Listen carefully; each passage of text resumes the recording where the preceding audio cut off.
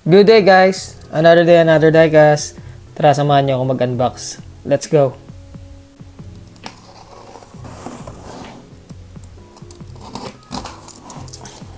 Ano guys? Woohoo! Pakita natin sa inyo kung ano. Secure na secure.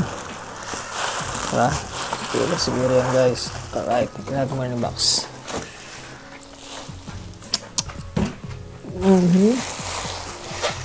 Wow.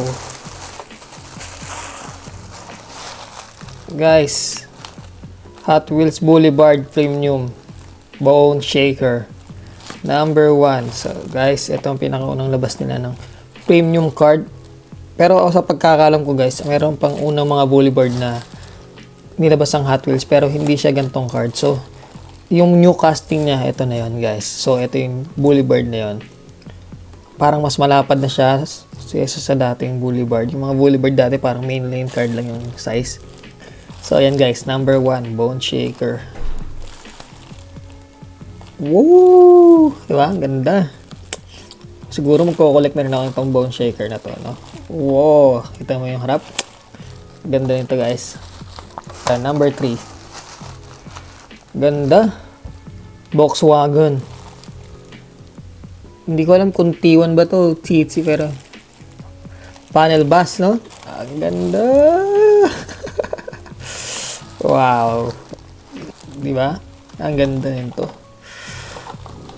Volkswagen. Okay. Ito guys, number 4. Number 4. 67 Camaro.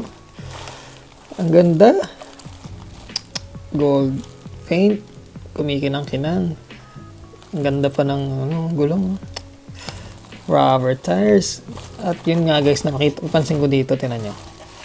Nabubuksan din yung hood niya sa harap. Wow, ang ganda. At ito, number 5. Sa mga mahilig sa truck. Ang bigat nito isang to, ha. Ang ganda. Tingnan mo naman guys. Oh, wow. Ang lupit nito. 83 Chevy Silverado 4x4. Ganda. Wow. Ito yung pinakamagandang pickup na nakita ko at saka meron ako ngayon. Woo! Ito na yung pinakahuli guys. Number 2. Nissan Skyline GTR R33. Wow. Ganda. Yan naman guys. Nissan Skyline. Diba? GTR. Ang ganda. Wow. Oh my. Ganda naman ito. Swerte, nakakuha ko to. So, yan lang guys. Share ko sa inyo to.